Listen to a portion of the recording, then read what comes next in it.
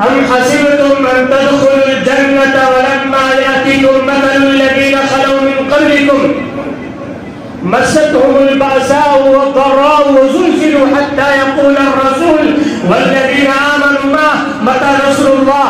جو نقشہ قرآن کریم میں آج سے 1400 سال پہلے انبیاء کرام کا، رسولوں کا جو نقشہ کھینچا ہے، ان کے ساتھ اہل ایمان کا جو نقشہ کھینچا ہے، آج وہی نقشہ ہمارے سامنے ہے. قرآن کریم کہتا ہے ہم حسبتم ان تدخلوا الجنہ، کیا تمہارا خیال کیا ہے کہ تم یوں ہی جنت میں داخل ہو جاؤ گے بغیر کسی مشقت کے، بغیر کسی محنت کے، یوں ہی جنت میں داخل ہو جاؤ گے. وَلَمَّا يَأْتِكُمْ مَثَلُ الَّذِينَ خَلَوْا مِن قَبْلِكُمْ، تم سے پہلے جو انبیاء اور رسول اور جو امتیں گزر چکی ہیں، ان کو جو تکالیف پہنچی ہے، ان کو جو مشقتیں اٹھانی پڑی ہیں، ان کے ساتھ جو ظلم کا ننگا ناچ کھیلا گیا ہے، ان کو جو بربریت کا شکار بنایا گیا ہے، ان کو جو ان کے گھروں سے بے گھر کیا گیا ہے، کیا یہ تمہارے ساتھ میں ہونے والا نہیں ہے؟ وَلَمَّا يَأْتِكُمْ مَثَلُ الَّذِينَ خَلَوْا مِن قَبْلِكُمْ مَسَّتْهُمُ الْبَأْسَاءُ وَالضَّرَّاءُ، اور ان کے اوپر ایسے حالات آئے، ایسے مظالم ان کے اوپر ڈھائے گئے، ایسے تشدد کا نشانہ ان کو بنایا گیا، اور جن حالات میں ان کو جھجھوڑ کر کے رکھ دیا. حَتَّى يَقُولَ الرَّسُولُ وَالَّذِينَ آمَنُوا مَعَهُ مَتَى نَصْرُ اللَّهِ. ایسے حالات میں ان کو گھیرا، یہاں تک کہ رسول اور اہل ایمان یہ کہنے لگے متی نصر اللہ. میرے پروردگار، یہ جلتی ہوئی مسلمانوں کی لاشیں جنید اور ناصر کی ہم اپنی آنکھوں سے نہیں دیکھ سکتے. یہ حافظ صاحب کی تڑپتی ہوئی لاش اور خون میں لپٹی ہوئی لاش کو ہم اب اپنی نگاہوں سے دیکھنے کی طاقت نہیں رکھ سکتے. ہم اپنی آنکھوں سے تیرے چلتے ہوئے قرآن کو دیکھنے کی سکت نہیں رکھتے. ہم اپنے آنکھوں سے تیرے گھر کو جلائے جاتے ہوئے نہیں دیکھ سکتے. متی نصر اللہ، میرے پروردگار تیری مدد کب آئے گی؟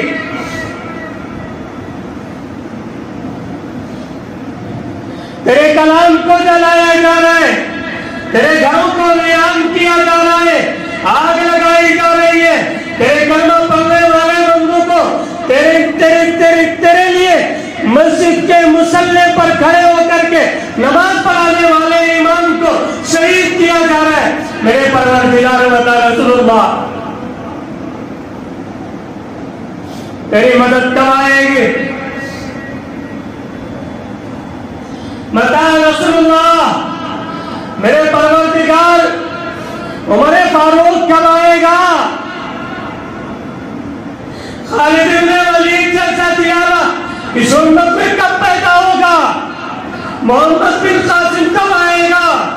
صلاح الدین ایوبی کب آئے گا؟ ٹیپو سلطان کب بیٹے گا؟ متی نصر اللہ. قرآن کہتا ہے الا ان نصر اللہ قریب،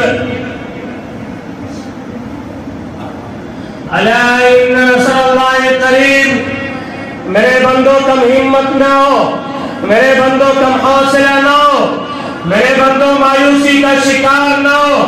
الا ان نصر اللہ قریب، یاد رکھنا میرا فیصلہ آنے والا ہے، یاد رکھنا میرا فیصلہ آنے والا ہے. ظالموں کو میں چھوڑتا نہیں ہوں، کچھ دنوں کے لیے مہلت دے دیتا ہوں تاکہ وہ اپنے ظلم کی انتہا کو پہنچ جائے. میرے بندو، میری خدائی آج بھی باقی ہے. میری طاقت وہی ہے جس نے فرعون کو غرق کیا تھا، میری طاقت وہی ہے جس نے نمرود کو ہلاک کیا تھا.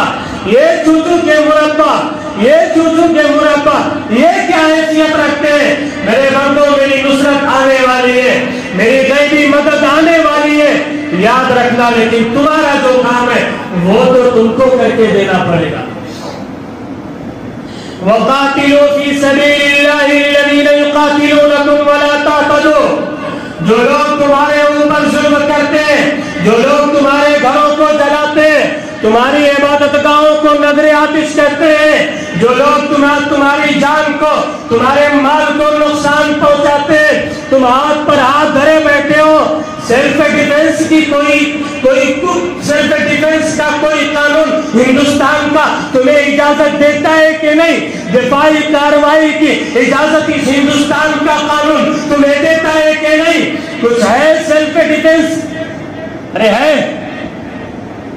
پھر آپ ہاتھ پر ہاتھ، یہ تو تمہاری بزدلی ہے، یہ تو تمہاری بزدلی ہے، یہ تو تمہاری کم ہمتی ہے۔ میرے بندو، ہمت سے کام لو، حوصلے سے کام لو، قوت سے کام لو، مردانگی سے کام لو، چوڑیاں مت پہنو۔ ظلم کرنا یہ بھی جرم ہے، لیکن ظلم کو سہنا یہ اس سے بڑا جرم ہے۔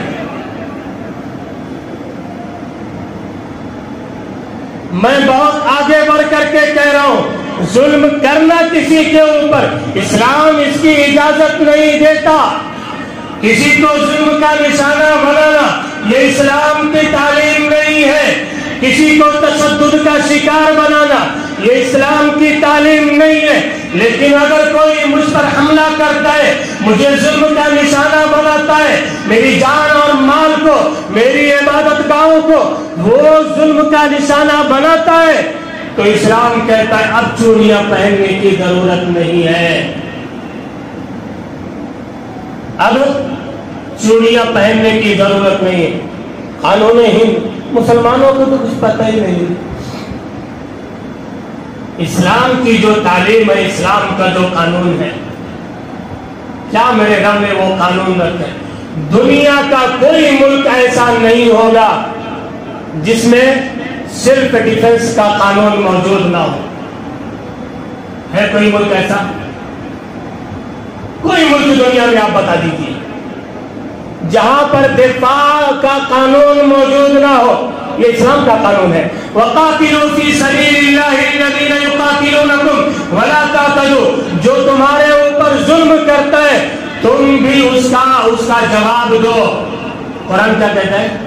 تم بھی اس کا جواب دو، لیکن اتنا ہی جتنا اس نے تمہارے اوپر ظلم کیا۔ زیادتی آپ وَلَا تَعْتَدُوا، آپ زیادتی نہیں کر سکتے۔ ہندوستان کا قانون دفعہ 96، میں آپ کو بتا دیتا ہوں، کچھ جانکاری ہونی چاہیے مسلمان کو۔ دفعہ 96 سے لے کر کے دفعہ 106 تک یہ پورا جو ہے اس میں بحث کی گئی ہے سیلف ڈیفنس کی، دفاع قانون پورا اس میں بحث کی گئی ہے۔ ہندوستان کا آئین ہند، قانون ہند دفعہ 96 یہ کہتا ہے کہ آپ کے اوپر اگر غیر یقینی صورتحال اور حملہ غیر یقینی آپ کے اوپر ہو رہا ہے اور آپ کی جان کو، آپ کے مال کو یا آپ کی عزت و آبرو کو خطرہ ہے، تو اس وقت آپ جوابی کارروائی کر سکتے ہو۔ اس وقت آپ جوابی کارروائی کر سکتے ہو۔ اس وقت آپ کیا کرو گے؟ آپ کیا کرو گے؟ ان دنگائیوں کی جب پشت پناہی خود حکومتیں کر رہی ہیں، ان فسادیوں کی پشت پناہی جب خود حکومتیں کر رہی ہیں، تو آپ ان سے کیا امید کر سکتے ہو؟ آپ کو اپنی خود حفاظت کرنی ہے، آپ کو اپنی خود حفاظت، کوئی تمہاری حفاظت، ان دنگائیوں کا حوصلہ بلند کرنے والی حکومتیں ہیں، ان کو پھول کا مالا پہنانے والے کون ہیں؟ اتنے فسادات اس ہندوستان میں ہوئے، اتنے فسادات اس ہندوستان میں ہوئے، ان فسادیوں کے اوپر، ان دنگائیوں کے اوپر، ان ظالموں کے اوپر کیا کارروائی ہوئی؟ کیا کارروائی ہوئی؟ 4-6 مہینے اگر جیل میں رکھا گیا، 6 مہینے کے بعد بیل ہو گئی۔ جنہوں نے ہزاروں جانوں کو تلف کیا ہے، آپ ان کو سولی پر کیوں نہیں چڑھایا؟ اگر آپ نے واقعتاً انصاف کیا ہوگا تو آج ملک کا آج ملک کی صورتحال یہ نہ ہوتی، یہ نقصہ نہ ہوتا ملک حال۔